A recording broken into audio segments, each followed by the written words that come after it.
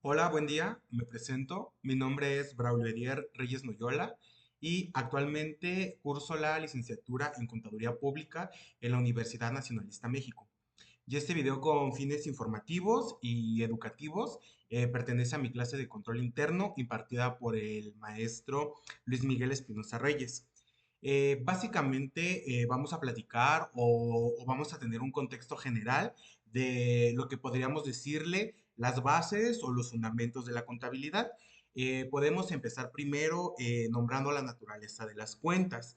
Y la naturaleza de las cuentas contables es el qué y cómo se registran y cómo afectan en las transacciones de una entidad. Recordemos que de acuerdo con la naturaleza existen dos tipos de cuentas que las podemos clasificar en cuentas deudoras y en cuentas acreedoras. Las cuentas deudoras aumentan con cargos en el debe y disminuyen con abonos en el haber, mientras que las cuentas acreedoras son aquellas que aumentan con los abonos en el haber y disminuyen con cargos en el debe. Generalmente las cuentas deudoras las podemos clasificar o identificar en cuentas como bancos, efectivo y equivalentes de efectivo, metales, equipo de transporte, maquinaria y equipo, equipo de oficina o alguna entrada de dinero que puede ser otros ingresos a nuestro banco, cuentas de banco o cuentas de efectivo. Y cuentas acreedoras, pues realmente es este acreditamiento que existe, ¿no? Que generalmente lo vemos en ventas, proveedores, acreedores, documentos por pagar. Eso es con relación a la división de la naturaleza de las cuentas. También un tema muy importante y fundamental de la contabilidad son las reglas del origen y aplicación de los recursos. ¿A qué nos referimos con origen de los recursos? Se refiere o se entiende al proceso o el proceso que tiene la procedencia del dinero de bienes de un ente o de una entidad. Estos recursos o este origen pues puede provenir de diferentes fuentes. Puede ser nuestras ventas, podemos vender productos, podemos vender servicios o cualquier tipo de ingresos por ventas. Llámese del tipo de entidad con la que tengamos. También por aportaciones de socios a nuestro capital y también un ingreso, aunque no es de una venta, los ingresos por préstamos o por créditos adquiridos en un banco. Y la aplicación de estos recursos es el destino, a dónde van a ir a dar, dónde estos recursos van a ser utilizados. Obviamente, si tenemos ingresos por ventas, supongamos que fuéramos una empresa de, no sé, que se dedicara a la distribución de tijeras. Obviamente estos ingresos son para reinvertir y comprar más tijeras, hacer el pago de la nómina, diferentes pagos. Entonces es el de dónde y el para dónde.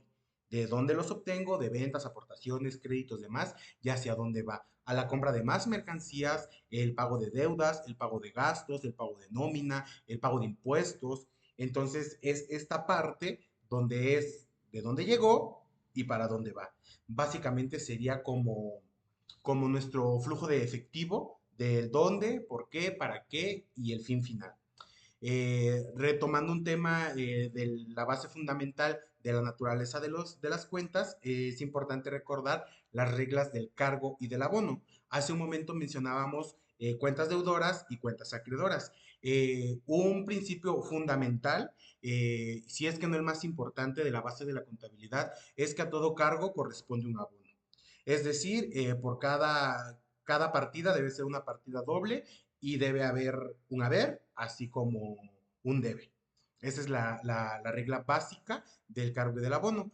Los cargos o los debes se registran del lado izquierdo de la cuenta y representan generalmente aumentos del activo, disminución del pasivo o capital, así como el reconocimiento de gastos y de costos. Y el abono o el haber que se encuentra del lado derecho de la cuenta generalmente representa aumentos del pasivo o del capital, disminución del activo y el reconocimiento de los ingresos. Es decir, si yo tuve en bancos el pago de mercancía por 100,000 pesos, obviamente se tiene que hacer la regla del cargo y del abono. En este caso, aumentaría tal vez inventarios, porque aumenta mi inventario, pero a lo mejor esta mercancía pues se pidió a crédito, ¿no? Entonces hay una partida doble, así como una venta, se registra una venta y se registra en la salida y todo debe quedar empatado. Todas estas cuentas las vamos a identificar en un reporte, en un estado financiero, que es de los más importantes dentro de los cuatro estados financieros de la contabilidad, que sería el balance general. La estructura del balance general se encuentra por activo, pasivo y capital.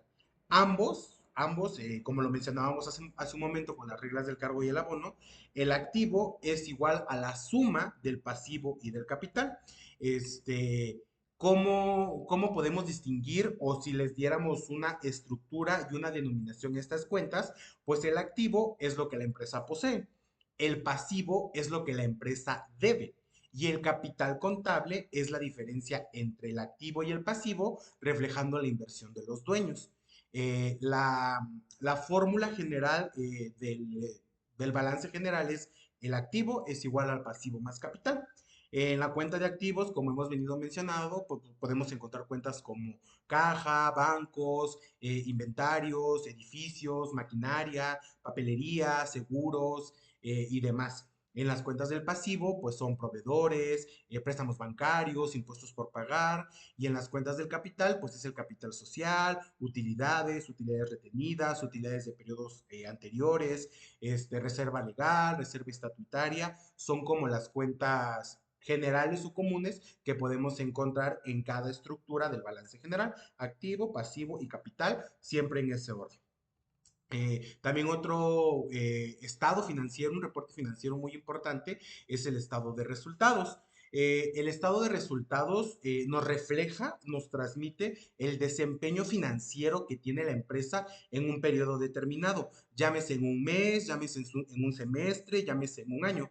Generalmente se realizan pues en estos periodos mensuales, bimestrales, trimestrales, semestrales o anuales, pero estos estados son a un periodo. ¿Qué es lo que se refleja en estos estados? Pues básicamente son ingresos, costos y gastos. Los ingresos, pues como lo hemos venido mencionando, representa la entrada de dinero por venta de productos o servicios, así como cualquier otro tipo de ingreso, la venta de un activo, los servicios de honorarios o demás. El costo son los gastos directamente relacionados con la producción o adquisición de bienes vendidos. Por ejemplo, el costo de ventas o si nos dedicáramos a producir pan, sería la venta de la materia prima. Y el gasto representa los desembolsos necesarios para la operación administrativa, bueno, la operación normal, la operación administrativa del negocio, generalmente es la publicidad, renta, pagos de salarios, dependiendo de dónde se estructure. Y básicamente el estado de resultados, en una regla muy general, para personas físicas y morales, podríamos decir que son ingresos menos egresos, sería igual a utilidad bruta. Menos PTU o menos impuestos, que es PTU, ICR, menos ciertas reservas, de acuerdo a nuestra sociedad, nos daría una utilidad o en su defecto una pérdida. Y ya para una asociación civil, pues son ingresos menos egresos igual a remanente. Esta estructura del estado de resultados es una cuenta nominal. Haciendo un pequeño paréntesis, cuando hace un momento hablamos del balance general, esas son cuentas reales y las cuentas del estado de resultados son cuentas nominales, son cuentas diferentes. Entonces, tal vez la estructura más amplia o si podríamos llamar una regla más general del estado de resultados, primero tendríamos que hacer un reencuentro de nuestras compras para después un recuento de nuestras ventas, que para poder llegar a una utilidad, pues recordemos que es ventas netas menos costo de ventas igual a utilidad bruta. Pero para llegar a este costo de ventas, primero es Compras más gastos sobre compras es igual a compras totales. Menos devoluciones sobre compras, menos rebajas sobre compras, menos descuentos sobre compras es igual a compras netas. Más el inventario inicial que podríamos tener, tenemos mercancías disponibles. Menos el inventario final nos da un costo de ventas, que es lo que nos lleva ahora a las ventas para la determinación de una utilidad, que es ventas menos devoluciones sobre ventas, menos rebajas sobre ventas, menos descuentos sobre ventas, es igual a ventas netas. Menos el costo de ventas me da utilidad bruta.